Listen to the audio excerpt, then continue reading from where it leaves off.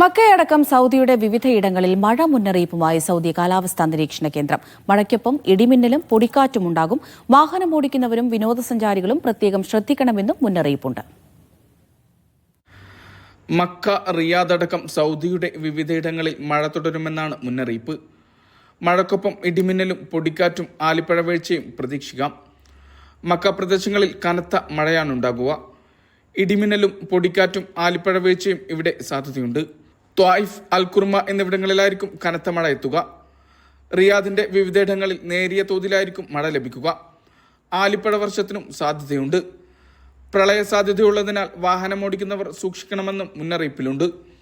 Jizan, Asir, Al Baha, Medina എന്നീ പ്രദേശങ്ങളിൽ കനത്ത മഴയാണ് ഉണ്ടാകുക. ആലിപ്പഴ വർഷത്തിനും ചെറിയ തോതിലുള്ള വെള്ളപ്പാച്ചിലിനും സാധ്യതയുണ്ട്.